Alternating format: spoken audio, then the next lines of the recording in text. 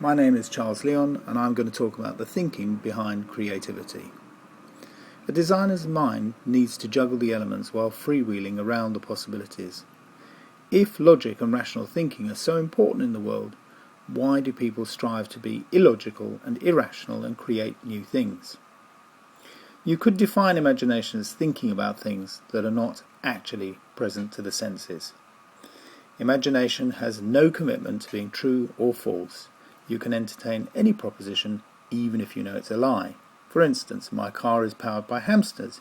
You can explore the consequence of your thought, how much more hamster power your money might buy. And the mind does this by a process of synthesis, of uniting and juxtaposing disparate images, feelings and concepts from remote areas of the mind. The imagination allows us to put together two or more concepts in order to form new, fresh ideas that may surprise or even enlighten us.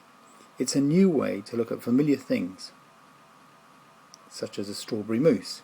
Poets and artists often use metaphor to create these kinds of juxtapositions, which better describe a feeling than cold logic and truth might be able to, such as I wandered lonely as a cloud, or all the world's a stage. And it's this ability of the imagination to play with pattern conjunctions and disjunctions, finding similar differences or different similarities, which allow us to synthesize new meanings from our knowledge, observations and perceptions. What may seem to the world of logic and reason to be contradictory becomes enlightening, throws up a new point of view on familiar material. The difficulty which creative thinkers have to master is how to decide from the vast store of billions and billions of moments of experience, knowledge, concepts, ideas, judgments, dreams, images, etc., which ones will be relevant, which may shed new light on a problem. What do we use and what do we choose to ignore?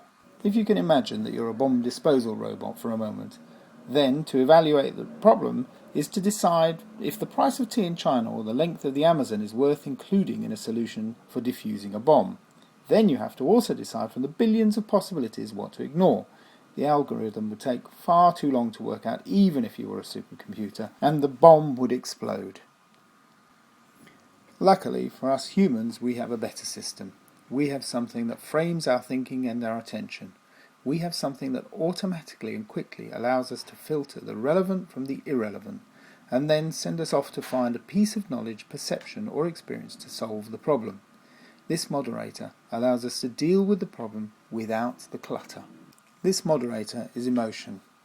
Emotion allows us to react without unnecessary thinking, to follow our hearts. Emotions have unique properties which are able to direct and monopolize our thinking.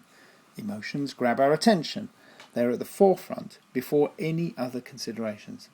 We may be able to control our emotions, but we have the emotions first. So if you think about it, emotions have physicality. We feel it in our hearts, not in our heads. We feel that we're not in control. They hijack our thinking. They are quick. They happen before thinking. They are not about logic or reason. But most importantly, they're about something we care about. They're directed towards a specific object. This is not about psychology or the specifics of the emotion, but emotions are always directed towards something.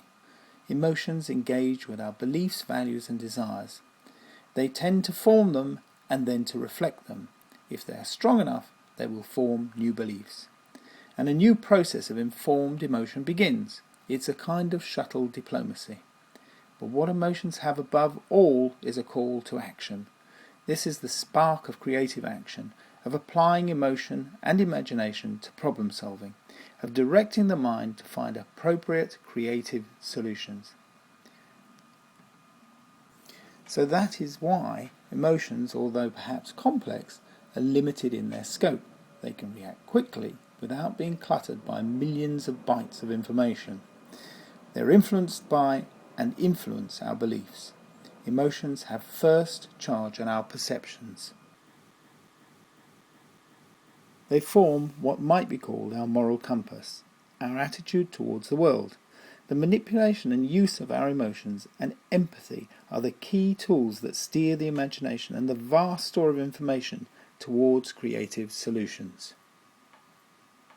This means that emotions are our first line of defense. Emotions enable us to decide how we feel about incoming sensations and stimulus by checking in with our moral compass. Emotions, which form our beliefs, values and desires, constitute our way of viewing the world by telling us how we feel about it. So incoming perceptions are immediately filtered for relevance, for the degree of tolerance in relation to our beliefs, desires and values, our emotional response. From this, our emotions allow us to use our imagination and our data stores to find solutions and reactions to the problem. It is the imagination that is the working guts of the mind machine.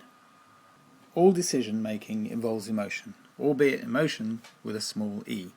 So we come to a kind of formula or view of problem solving, which is the essence of creative thinking and designing. Incoming information, the problem and the constraint, plus the emotional filter, plus imagination, and synthesis equals creativity. For designers, though, it is the depth, relevance and elegance of the solution that counts.